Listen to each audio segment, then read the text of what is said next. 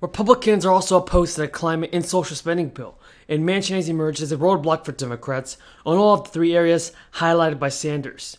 The White House and top Democrats are expecting a highly anticipated estimate from the nonpartisan Budget Office. That's so they can know what the budget deficit is going to be. Now, according to the White House Deputy Press, the Congressional Budget Office does not have experience analyzing revenue. On Build Back Better. Madam President, now that President Biden has enacted his once-in-a-generation infrastructure bill, Democrats are taking the next steps towards passing the rest of his Build Back Better plan. The last year and a half have been unlike any in modern U.S. history. We've had a once-in-a-century pandemic followed by the worst economic crisis since the Great Depression. We've come a long way this year as we've lifted our country out of the depths of these crises, but the challenges, of course, aren't over. Americans right now want us to lower costs for things like health care, prescription drugs, child care. We have a responsibility to pass legislation that will cut costs and improve American lives. That's why we need to keep working on passing Build Back Better. We know that passing this critical legislation will lower costs from some of the most basic and essential things in everyday life. And as economists from leading rating agencies said yesterday, Build Back Better will not add to the inflationary pressures in the U.S. economy. The child care provision could alone save families thousands of dollars each year.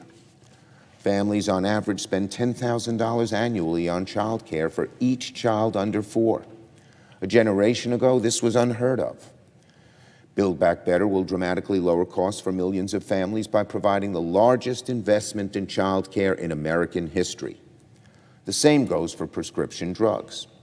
If you're one of the roughly 10 million Americans who relies on insulin to manage your diabetes, chances are you've been spending more and more as the cost of this once affordable drug has skyrocketed. It's truly one of the perplexing and frustrating trends of the past 2 decades.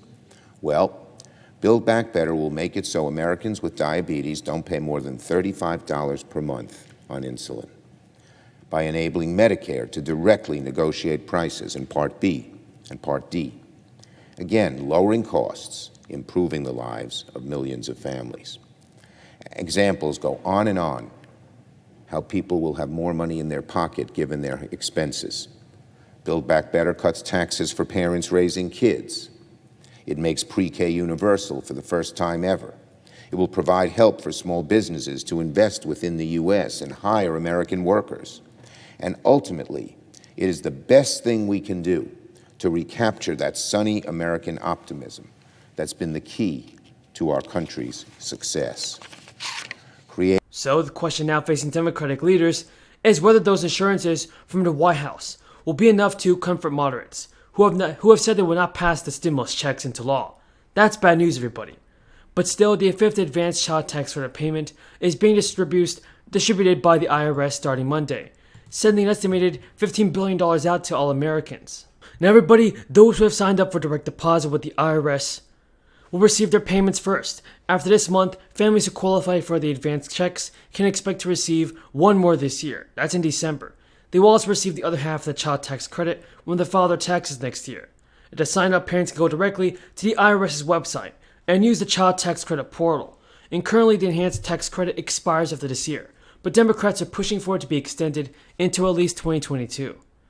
Folks, that's good news for all of us. Everybody, breaking news about the Social Security benefits, your stimulus checks, the fourth stimulus checks, and of course the unemployment benefits that you have to know.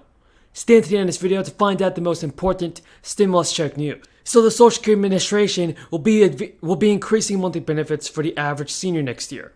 In 2021, the average Social Security benefit came out to be around $1,565. That's after a 5.9% COLA scheduled to go out into effect next year. The average benefit will rise to about $1,657 according to the SSA. This means that the average couple could see roughly $3,000 a month. The roughly $100 increase comes after a year of unprecedented inflation. Over the past 12 months, prices have increased 6% in nearly all major sectors, and especially important for seniors, in every major grocery store category. And in fact, COLA increases in the past couple of years have been around 1 to 3%. This year's COLA adjustment is one of the highest in decades. Forbes estimates that the increase in benefits will help out nearly 62 million Americans who received the Social Security benefits in January 2022. Americans who receive SSI benefits will be able to see their increases a little sooner, beginning on December 30th.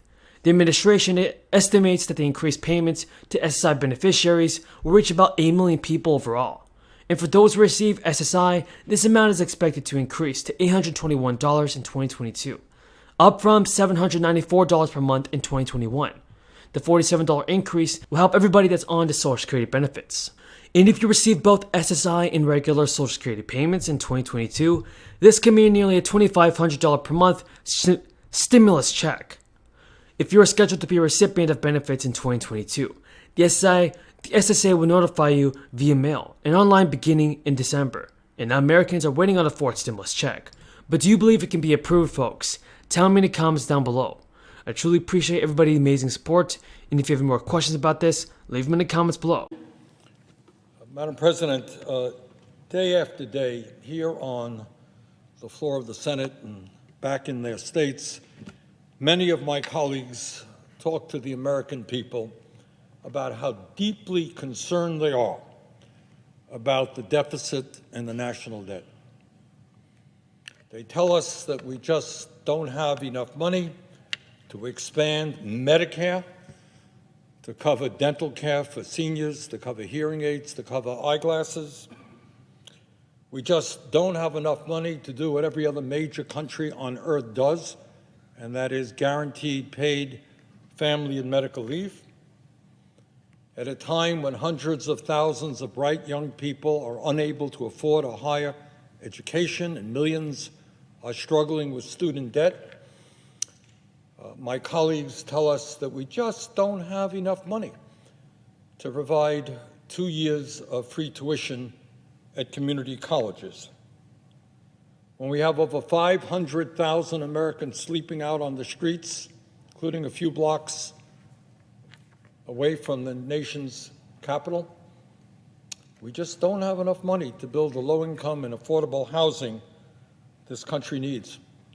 And at a time when the scientists are telling us that we face an existential threat in terms of climate change, we are told that we just don't have enough money to transform our energy system away from fossil fuel and create a planet that will be healthy and habitable for our kids and future generations. Just don't have enough money. Yet today, the U.S. Senate will begin consideration of an annual defense budget that costs $778 billion. $778 billion for 1 year.